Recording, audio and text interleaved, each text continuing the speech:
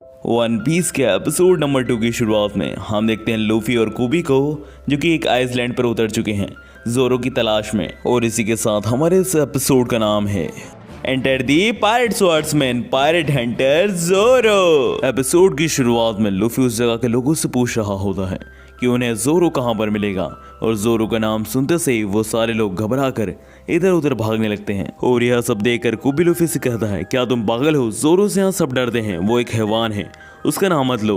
यहाँ पर तुम सबसे पूछो कि मरीन लीडर मोरेन कहाँ है, और मोरेन का नाम सुन के तो सारे लोग और ज्यादा डर जाते हैं और इधर उधर भागने लगते हैं। और यह सब देखकर कुबी लूफी से पूछता है कि आखिर ये सब मरीन लीडर से क्यों डर रहे हैं। और फिर लूफी और कुबी बहुत ढूंढने के बाद आखिरकार मरीन बेस को ढूंढ ही लेते हैं। और इसके बाद हम लूफी और कुबी को देखते हैं जो कि दीवार पर चढ़कर जोरो को देख रहे होते हैं।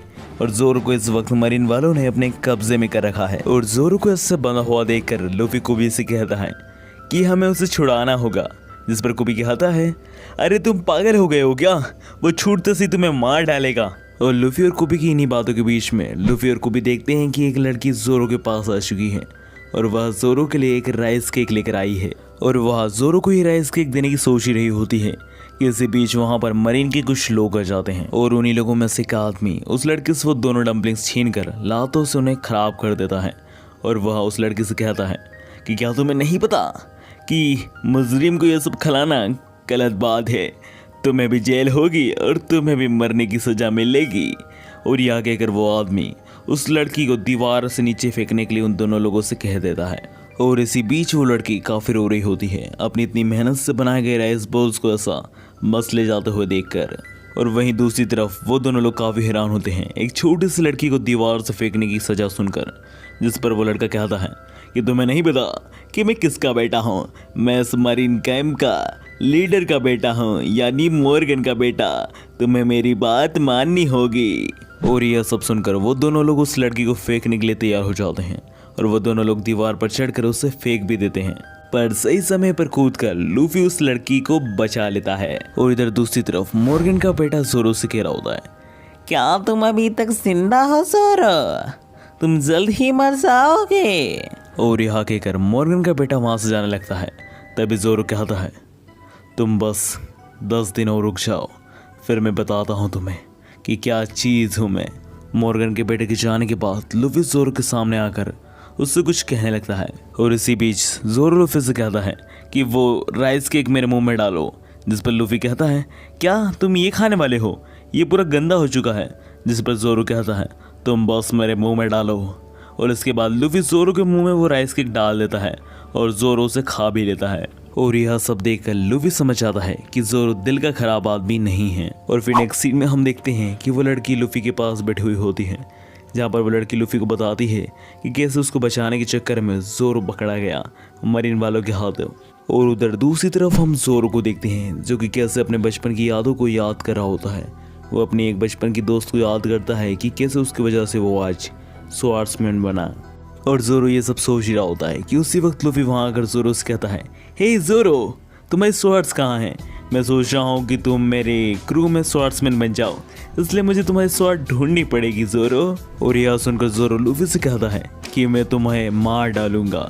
जिस पर लूफी कहता है, अरे कोई बात नहीं, पहले तुम ये बताओ कि तुम्हारी स्वॉर्ड कहाँ है। और यह कहकर लूफी आगे जाने लगता है, जिसे देखकर जोरो कहता है, अगर तुम मेरी मदद करना ही चाहते हो तो डायरेक्शन इस तरफ है, उस तरफ नहीं गधे। और यह सुनकर लूफी अपनी गम गम पावर का इस्तेमाल कर कर उस डायरेक्शन में जाने लगता है, जिसे देखकर जोरो कहता है, आखिर ये क्या चीज़ है? ये एक रबड़ है।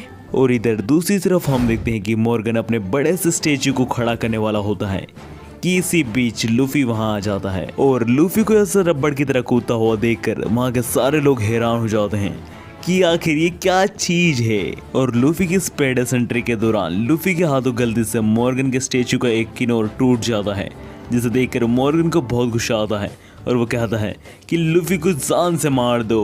पर इन सब से लूफी को कोई फर्क नहीं पड़ता और वह मोर्गन के बेटे से कहता है, हे तुम मेरे साथ चलो, मुझे जोरो की तलवार नहीं मिल रही है, क्या तुम मेरे ढूंढने में मदद करोगे? और यहाँ के लूफी अपने साथ मोर्गन को बेटे को लेकर जोरो की तलवार ढूंढने निकल पड़ता है। और इधर दूसरी तरफ हम देखते हैं कि जोरो को बचाने के लिए कुबी भी आ चुका है और कुबी जोरो की बंधी हुई रस्सियों को खोलने लगता है। और जोरो को खोलते हुए कुबी जोरो से कहता है कि हम तुम्हारी मदद तो कर रहे हैं, पर ज़ोरो तुम्हें लूफी की मदद करनी होगी। वो एक अच्छा इंसान है, उसे पायरेट किंग बनने के लिए तुम्हारी ज़रूरत है ज़ोरो। और कोबी की ये सारी बातें ज़ोरो भी काफ़ी ध्यान से सुन रहा होता है। पर इन्हीं सब बातों के बीच में मरीन वाले वहाँ आकर कोबी और ज़ोरो दोनों पर ही बंदूक तान देते हैं। और तभी इधर हम देखते हैं कि लूफी ने भी ज़ोरो की तलवार बस ढूंढ ली है। और इसी बीच दूसरी तरफ हम ज़ोरो को देखते हैं, जिसके सामने मोर्गन और उसकी पूरी सेना उसे मारने के लिए तैयार है।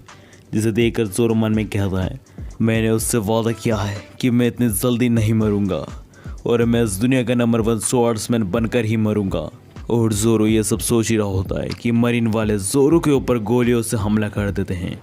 पर इसी बीच लूफी वहां आकर ज़ोरो को बचा लेता है और सारी गोलियों को अपनी गम गम फ्रूट की पावर से वही रोक लेता है। और लूफी के पास रबर पावर है, इस वजह से लूफी को गोलियों का कोई असर नहीं होता। और लूफी को ये करता हुआ देखकर ज़ोरो मन में कहता है, आखिर ये क्या है। एंड गैस इसी के साथ एपिसोड 2 ऑफ वन पीस हमारा यहीं ख़त्म होता है। एंड गैस आगे से एक वीडियो में मैं 2 से 3 एपिसोड कवर करने की कोशिश करूँगा। तो मिलते हैं नेक्स्ट एपिसोड में, तब तक के लिए बाय बाय गाइस।